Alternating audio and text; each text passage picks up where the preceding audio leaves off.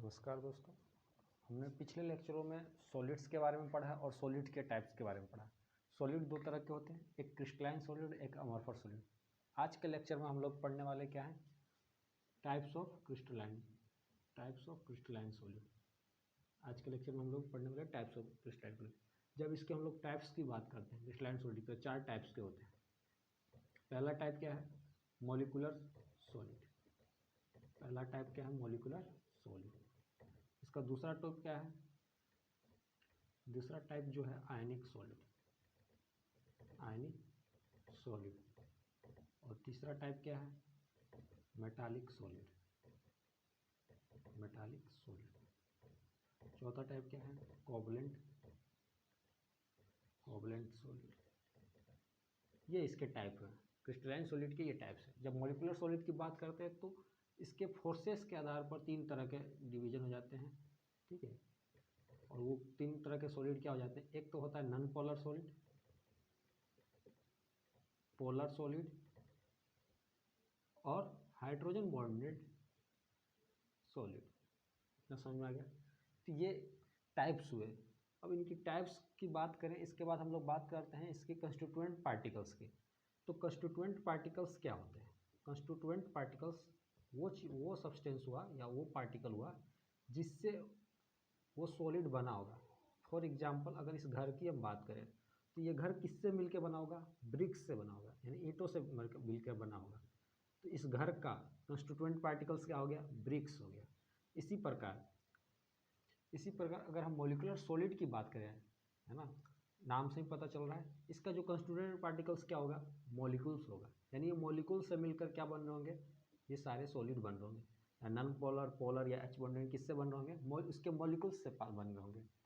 अगर हम बात करें कोवलेंट सॉलिड की, तो कोवलेंट सॉलिड किससे मिलकर बन रहे होंगे? इसके कंस्टिट्यूएंट पार्टिकल्स क्या क्या होंगे? तो इसके कंस्टिट्यूएंट पार्टिकल्स जो कोवलेंट सॉलिड के होंगे, एटम्स होंगे। कैसे? क्योंकि कोवलेंट सॉलिड किस तरह से बनता है? शेयरिंग से बनता है। 2 एटम आप पास आते हैं, वो आपस में क्या करते हैं? शेयरिंग करते हैं। तो जो इसके एग्जांपल्स हैं कोवलेंट सॉलिड के, जैसे एग्जांपल्स क्या है? कार्बन के इलेक्ट्रॉन हैं जितने सारे हैं, जैसे कार्बन का इलेक्ट्रॉन डायमंड हुआ, तो डायमंड ये क्या है? एक कोवलेंट सॉलिड है, ठीक है। उसी तरह क्या हुआ? AiN,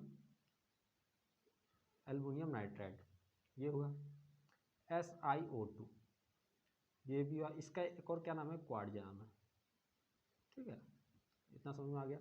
और क्या होगा इसी का? और सारे बहुत सारे, एक सिलिकॉन कार्बाइड। तो इन बहुत सारे क्या हो सकते हैं? कोवलेंट सॉलिड हो सकते हैं। और साथ में एक जो होता है ग्रेफाइट, इसका ही एलोट्रोप है, ये कोवलेंट सॉलिड। ये सारे किससे मिलकर बन रहे हैं? इसके कंस्टिट्यूएंट पार्टिकल्स क्या होंगे? इसके कंस्टिट्यूएंट पार्टिकल्स एटम होंगे। यानी एल्युमिनियम का एटम आया और नाइट्रोजन का एटम आया, आपस में शेयरिंग की और कोवलेंट सॉलिड का निर्माण किया। ये कहने का मतलब समझ में आ गया? यानी एटम से बन गए। जब हम मॉलिक्यूलर सॉलिड की बात करें तो मॉलिक्यूल से मिलकर बन रहा है। आयनिक सॉलिड कैसे बनते हैं? आयनिक सॉलिड का मतलब कि आयंस का फॉर्मेशन, जैसे Na+ और Cl- में क्या हुआ? आयंस, ये आयंस हुए, आपस में पास आए होंगे और इन्होंने क्या बना लिया होगा? NaCl, जो एक साल्ट है। इतना समझ में आ गया? यानी NaCl में आयनिक सॉलिड, और आयनिक सॉलिड के अंदर कंस्टिट्यूएंट पार्टिकल्स क्या हो गए? उसके आयंस हो गए, यानी वो आयन से मिलकर बन रहे हैं। यानी सोडियम प्लस के आयंस और क्लोराइड प्लस के आयंस। जब हम मेटालिक्स की बात करते हैं तो मेटालिक सॉलिड क्या होगा? जितने भी हमारे मेटल्स होते हैं, आयरन, कॉपर, निकल, है ना, सिल्वर, गोल्ड, ETC, ठीक है। ये सारे किससे मिल रहे हैं? इसके खुद के एटम से मिलकर बन रहे हैं। यानी आयरन किससे बन रहा है? आयरन के एटम से ही बन रहा होगा। यानी इसमें क्या होगा? पॉजिटिव आयन बीच में होगा, चारों तरफ क्या होंगे? इलेक्ट्रॉन होंगे। इसी को क्या बोल देते हैं? Constituent particles, positive ions in a sea of delocalized electron, ये बोल देते हैं डीलोकलाइज्ड इलेक्ट्रॉन। इतना समझ में आ गया? अब इसके एग्जांपल्स की बात करते हैं। अगर हम मॉलिक्यूलर सॉलिड के एग्जांपल्स की बात करते हैं जो नॉन पोलर हो, तो नॉन पोलर में क्या आ जाता है? आर्गन आ जाता है ना। आर्गन इसका एग्जांपल है CCl4, ये भी हो सकता है। H2 हो सकता है, I2 हो सकता है, CO2 हो सकता है। तो ये सारे क्या हुए? Non polar solid. Molecular solid है, इनमें पोलर डाइपोल मोमेंट क्या है? 0 है। तो डाइपोल मोमेंट 0 होने के कारण ये नॉन पोलर सॉलिड में आएंगे। अगर हम पोलर सॉलिड की बात करें पोलर सॉलिड के अंदर क्या होगा कि उसकी पोलरिटी कुछ होगी, जैसे for example HCl polar molecule हो गया, है ना। उसी तरह से क्या होगा SO2 सल्फर डाइऑक्साइड, ये भी क्या है पोलर मॉलिक्यूल है। ये मॉलिकुलर सॉलिड के हैं। अब ऐसे एग्जांपल जो जिसमें हाइड्रोजन बॉन्डिंग हो, तो उसका एग्जांपल क्या है H2O, और वो किस फॉर्म में, सॉलिड की बात करें तो हम लोग क्या लेंगे आइस लेंगे, यानी सॉलिड के फॉर्म में होना चाहिए, लिक्विड नहीं लेंगे तो आइस। तो उसमें क्या होगा हाइड्रोजन बॉन्डिंग होगा। अब हाइड्रोजन बॉन्डिंग होने के लिए क्या है, दो चीज़ कंडीशन होती है। हाइड्रोजन बॉन्डिंग होने के लिए दो कंडीशन जरूरी है, ठीक है।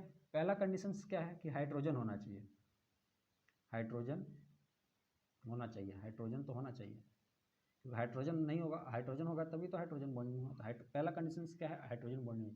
दूसरा कंडीशन क्या है कि जो हाइड्रोजन बॉन्डिंग होता है वो कौन से मॉलिक्यूल के साथ होता है, फोन के साथ होता है। फोन मतलब फ्लोरीन, ऑक्सीजन और नाइट्रोजन। अगर किसी कंपाउंड के अंदर फ्लोरीन, ऑक्सीजन, नाइट्रोजन है तो उसमें क्या होगा, हाइड्रोजन बॉन्डिंग होगा। अब बात करते हैं कि H2O में कैसे हाइड्रोजन बॉन्डिंग हो रहा है। H2O यानी H2O का मॉलिक्यूल इस तरीके से है, O इस तरीके से वाटर का मॉलिक्यूल है इस तरीके से। इसी तरह से वाटर का एक और मॉलिक्यूल आएगा सेम टू सेम। देखो अब यहाँ पे ये क्या है, ये वाला ये दूसरा मॉलिक्यूल और ये वाटर का दूसरा मॉलिक्यूल, ये आपस में क्या होंगे, एक दूसरे से इंटरेक्ट होंगे, यानी ऑक्सीजन और H में क्या होगा, इंटरेक्शन होगा। इसी को हम लोग क्या बोलते हैं, हाइड्रोजन बॉन्डिंग। और हाइड्रोजन बॉन्डिंग स्ट्रॉन्ग होता है थोड़ा सा इन बाकी बॉन्डिंग के तुलनाओं में, ठीक है। हाइड्रोजन बॉन्डिंग बहुत ज़रूरी है। जो अर्थ पे सरफेस पे जो लिक्विड वाटर जो है लिक्विड फॉर्म में, वो किस कारण से है, हाइड्रोजन बॉन्डिंग के कारण से ही है। ये सब बात समझ में आ गया। अब इसके बात करते हैं कि इनके जो मॉलिक्यूल्स होता है इनके बीच में फोर्स कौन कौन सा लग रहा है। यानी ये कंस्टिट्यूएंट पार्टिकल्स हो गए, इस कंस्टिट्यूएंट पार्टिकल ये टाइप्स ऑफ सॉलिड हो गए, ये उसके कंस्टिट्यूएंट पार्टिकल्स हो गए जिससे मिलकर वो बने होंगे सॉलिड, और ये सॉलिड के एग्जाम्पल्स हो गए, ये इसके एग्जाम्पल्स हो गए। लेकिन इन सॉलिड के बीच में जो फोर्स लग रहा है उस फोर्स का क्या नाम होता है। अगर हम बात करें इसकी कोवलेंट सॉलिड की तो इसको बोलते हैं कोवलेंट फोर्स, कोवलेंट फोर्स ही बोल देते हैं। इतना समझ में आ गया, यहाँ तक तो कोई दिक्कत नहीं, यहाँ तक कोई दिक्कत नहीं। कोवलेंट फोर्स बोल देते हैं या कोवलेंट बॉन्डिंग भी बोल सकते हैं। इसी तरह से इसको क्या बोलेंगे, मेटालिक फोर्स, मेटालिक फोर्स, या फिर क्या बोल सकते हैं, मेटालिक बॉन्डिंग भी बोल सकते हैं। क्या बोल सकते हैं, मेटालिक बॉन्डिंग बोल सकते हैं, मेटालिक बॉन्डिंग बोल सकते हैं। इसको यहाँ पर कोवलेंट बॉन्डिंग भी बोल सकते हैं, कोई दिक्कत नहीं। मतलब इन दोनों के बीच में जो इनके मॉलिक्यूल के बीच में जो फोर्स जिनको बाइंड करके रखा है, इनको पास में ला कर रखा है, कोवलेंट में क्या होगा, कोवलेंट बॉन्डिंग इनको पास रखे हुए, मेटालिक में मेटालिक बॉन्डिंग इसको पास रखे।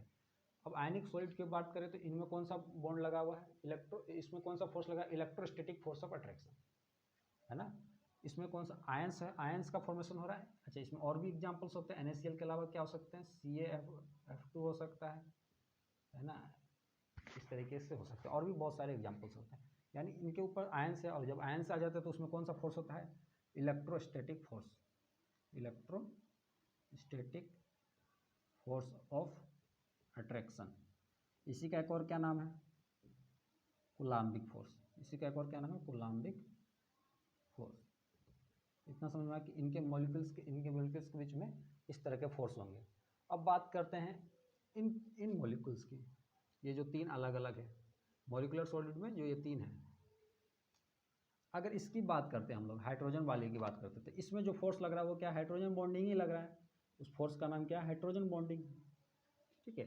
इसकी बात करें तो क्या है, इसमें पोलर पोलर इंट्रैक्शन है ना, तो डाइपोल डाइपोल इंट्रैक्शन है। डाइपोल इसका कुछ मोमेंट है, तो इसको इस वाले फोर्स को क्या बोलते हैं, डाइपोल डाइपोल इंट्रैक्शन। यहाँ तक कोई दिक्कत नहीं। और जो ऊपर वाला जो नॉन पोलर है उनमें क्या होगा, उनमें होगा लंदन फोर्स।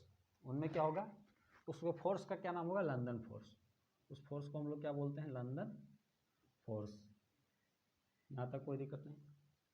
तो ये कुछ मॉलिक्यूलर सॉलिड, ये क्रिस्टलाइन सॉलिड है, ठीक है। इन क्रिस्टलाइन सॉलिड के कुछ टाइप्स हैं, मॉलिक्यूलर सॉलिड, आयनिक सॉलिड, मेटालिक सॉलिड और कोवलेंट सॉलिड। ये चार टाइप है। इनके हम लोगों ने कंस्टिट्यूएंट पार्टिकल्स देखा, इनके एग्जांपल्स देखा, और इनके हम लोगों ने क्या देखा, फोर्सेस के बारे में डिस्कस किया। ठीक है, तो फोर्सेस की बात करते हैं तो लंदन फोर्स को एक और क्या नाम से बोल सकते हैं हम लोग, डिस्पर्जन फोर्स। ठीक है, दोनों का मतलब एक ही हुआ। इतना समझ में आ गया। अब हम इनकी क्या बात करते हैं, अब हम इनकी बात करते हैं फिजिकल नेचर की। फिजिकल नेचर क्या हुआ, फिजिकल नेचर का मतलब ये हुआ कि जो इनके जो पार्टिकल्स हैं ना आपस में, फिजिकल नेचर का मतलब क्या है कि जब ये सॉलिड बन चुका है तो ये दिखने में कैसा है, हार्ड है, सॉफ्ट है, ये मतलब हुआ। इनके पार्टिकल्स का नेचर किस तरह से, हार्ड है कि सॉफ्ट है कि किस तरह से, जो सॉलिड किस तरह से दिख रहा है, हार्ड दिख रहा है कि सॉफ्ट दिख रहा है, इसका हम लोग फिजिकल नेचर की बात है। जितना ज़्यादा फोर्स स्ट्रॉन्ग होगा उतना ही मॉलिक्यूल क्या होगा, उतना ही सॉलिड क्या होगा, हार्ड होगा, ये बात है। ठीक है, तो जब हम लोग बात करते हैं फिजिकल नेचर की, तो ऊपर से अगर हम बात करें नॉन पोलर और पोलर, ये दोनों इंटरेक्शन क्या है, वीक है, इसलिए क्या होगा, ये मॉलिक्यूल क्या होंगे, सॉफ्ट होंगे। यहाँ मतलब जो कंपाउंड जो सॉलिड बन रहे वो क्या होंगे, सॉफ्ट होंगे। मॉलिक्यूल कह रहे हैं जो मॉलिकुलर सॉलिड बन रहा है वो क्या, सॉफ्ट है। हाइड्रोजन बॉन्डिंग इन दोनों से स्ट्रॉन्ग है, तो यहाँ पे थोड़ा सा जो सॉलिड आएगा वो हार्ड आएगा, जैसे बर्फ थोड़ा हार्ड होता है। इतना समझ में आ गया, इतना समझ में आ गया। अब आयनिक सॉलिड की बात करें और मेटालिक सॉलिड की बात करें तो दोनों का फोर्स क्या है, स्ट्रॉन्ग फोर्स होता है, इलेक्ट्रोस्टैटिक फोर्स, और ये भी स्ट्रॉन्ग होता है। तो जो इसका जो सॉलिड का नेचर होगा वो क्या होगा, हार्ड होगा। दोनों का क्या होगा, हार्ड होगा। ठीक है, हार्ड होगा। लेकिन जब हार्ड होगा और साथ में जब इसको हम लोग तोड़ते हैं ना तो ये ब्रिटल हो, मतलब चमकता भी है, शाइनिंग मारने लगता है। जब आप इसको रगड़ेंगे तो शाइनिंग मारेगा। उसी तरीके से मेटालिक सॉलिड में क्या होता है कि जो मेटल हार्ड तो होते हैं, साथ साथ में क्या होते हैं, मेलिएबल होते हैं। मेलिएबल मतलब अगर उनको पीटा जाए तो चादर का रूप ले लेते हैं, पतला चादर के रूप में फैलते चले जाएंगे, तो यानी मेलिएबल होते हैं। और भी बहुत सारे प्रॉपर्टी है मेटालिक सॉलिड के। डक्टिलिटी होती है, उसको आप तार के रूप में बना सकते हो। जैसे रदरफोर्ड ने क्या किया था, गोल्डन का पतला सीट बना के एक्सपेरिमेंट किया था। ठीक है, तो ये तरीके से मेलिएबल होते हैं, डक्टिल होते हैं। ठीक है, जब इनको कट करते हैं तो वो भी शाइनिंग मारते हैं। मेटल को जब आप कट करते हैं तो वो भी शाइनिंग मारते हैं। ये कहने का मतलब है। कोवलेंट सॉलिड जब सबसे स्ट्रॉन्ग होता है, कोवलेंट बॉन्डिंग जो सबसे स्ट्रॉन्ग होता है, जैसे डायमंड हुआ सबसे स्ट्रॉन्ग हुआ, तो ये सबसे ज़्यादा हार्ड होते हैं बाकी इन सबसे। ठीक है, ये हार्ड होते हैं। लेकिन एक्सेप्शन में क्या है, ग्रेफाइट। एक्सेप्शंस क्या है, एक्सेप्शंस में ये ग्रेफाइट क्या है, एक्सेप्शंस में, क्योंकि ग्रेफाइट क्या होता है, सॉफ्ट होता है। कोवलेंट बॉन्डिंग है लेकिन सॉफ्ट होता है। ठीक है, दूसरा रीजन क्या है, दूसरा क्या करता है, ये इलेक्ट्रिसिटी को कंडक्ट कराता है। हम लोग अभी पढ़ेंगे इसके बारे में, इलेक्ट्रिसिटी को कंडक्ट कैसे करा रहा है। ठीक है, तो जब हम ग्रेफाइट की बात करें तो ग्रेफाइट हम लोगों ने देखा होगा, जो हमारी पेंसिल की जो अंदर निप होती है, जो जिसको हम लोग छिल के लिखते हैं। ठीक है, जिस निप से हम लोग लिखते हैं, जिसको छीलते हैं, वो क्या है, ग्रेफाइट है। ठीक है, ये बात समझ में आ गया। आगे बढ़ते हैं, इसको पहले नोट कर लो।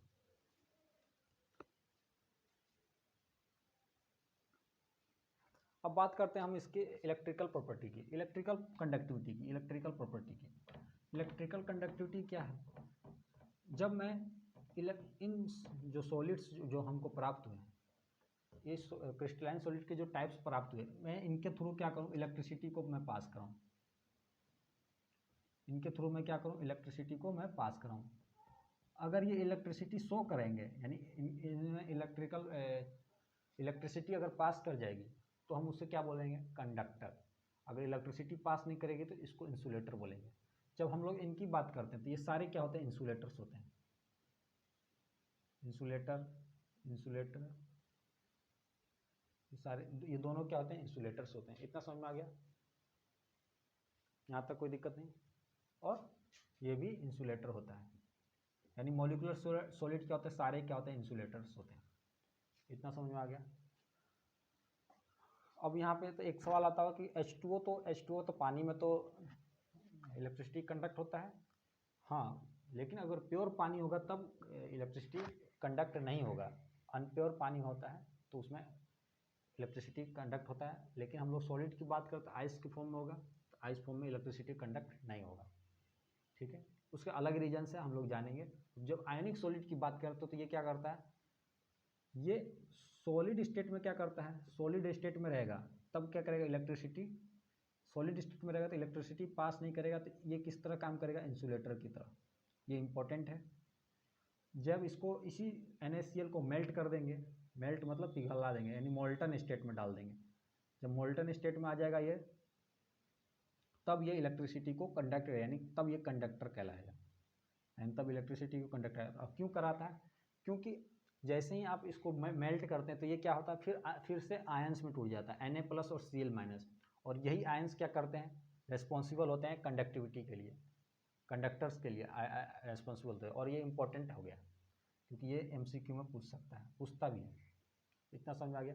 मेटालिक सॉलिड की बात करते हैं तो ये कंडक्टर होते ही हैं, जैसे हमारे घरों में कॉपर का वायर लगा रहता है, वो क्या है, मेटल ही है। कोवलेंट सॉलिड की बात करें तो कोवलेंट सॉलिड क्या है, इंसुलेटर्स है। कोवलेंट सॉलिड क्या है, इंसुलेटर्स है। कोवलेंट सॉलिड इलेक्ट्रिसिटी को पास नहीं करते हैं। इतना समझ में आ गया। कोवलेंट सॉलिड इंसुलेटर को पास नहीं करते हैं, लेकिन एक्सेप्शंस में क्या है, ग्रेफाइट इंपॉर्टेंट है। ग्रेफाइट क्या करता है, इलेक्ट्रिसिटी को कंडक्ट करवाता है, यानी ग्रेफाइट क्या हुआ, कंडक्टर हुआ। ग्रेफाइट क्या हुआ, कंडक्टर हुआ।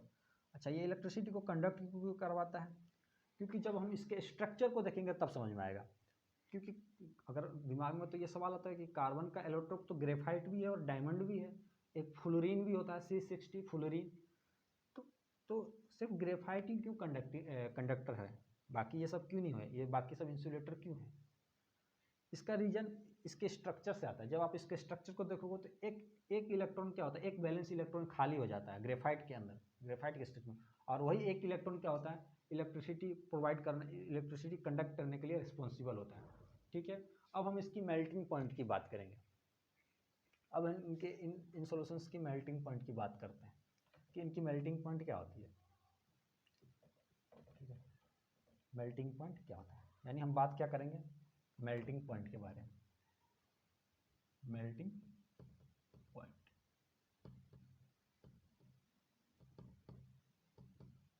मेल्टिंग पॉइंट क्या होता है, जब सॉलिड लिक्विड में बदलना है, जिस टेम्परेचर पर जब सॉलिड लिक्विड में बदलना है, उस टेम्परेचर को हम लोग क्या बोलते हैं, मेल्टिंग पॉइंट। इतना समझ में आ गया। हम इनकी मेल्टिंग पॉइंट के बारे में बात करते हैं। मेल्टिंग पॉइंट क्या होता है कि जब सॉलिड जब लिक्विड स्टेट में बदलता है और जिस टेम्परेचर पर बदलता है, यानी जिस टेम्परेचर पर सॉलिड लिक्विड स्टेट में चला जाए, उस टेम्परेचर को क्या बोलते हैं, मेल्टिंग पॉइंट। अब यहाँ पर सोचने वाली बात है कि मेल्टिंग पॉइंट कैसे होगा, यानी जिसका फोर्स ऑफ अट्रैक्शन, जिस पार्टिकल्स, कंस्टिट्यूएंट पार्टिकल्स उसमें फोर्स ऑफ अट्रैक्शन ज़्यादा, वो अच्छे से बंधे होंगे, है ना। जब अच्छे से बंधे होंगे तो उसका मेल्टिंग पॉइंट भी हाई होगा, वो जल्दी मेल्ट नहीं करेंगे। यानी इनके फोर्सेस के आधार पर हम लोग बता सकते हैं। जब ये ऊपर से नीचे की तरफ आएंगे तो ये इनके सारे मेल्टिंग पॉइंट क्या होंगे, लो होंगे, लो और ये लो। अब आते हैं ये थोड़े से हार्ड है। देखिए, इनका फिजिकल नेचर भी इनके अट्रैक्शन पर डिपेंड करेगा। फिजिकल नेचर भी इनके फोर्स ऑफ अट्रैक्शन पर डिपेंड करेगा कि कंस्टिट्यूएंट पार्टिकल्स में फोर्स ऑफ अट्रैक्शन पे कैसे, फोर्स ऑफ अट्रैक्शन कितना स्ट्रॉन्ग है, जितना स्ट्रॉन्ग होगा उसका फिजिकल नेचर भी उतना ही हार्ड होगा, वो ये कहने का मतलब है। अब जब आयनिक सॉलिड की बात करते हैं तो ये थोड़ा सा इसका मेल्टिंग पॉइंट क्या होता है, हाई होता है। ठीक है, मेटालिक सॉलिड की बात करते हैं तो ये इससे भी थोड़ा हाई होता है, फेयरली हाई होता है। इसके लिए फेयरली यूज कर सकते हैं, इससे थोड़ा ज़्यादा। और ये क्या होता है, सबसे हाईएस्ट होता है, यानी ये भी हार्ड होता है। इतना समझ में आ गया होगा।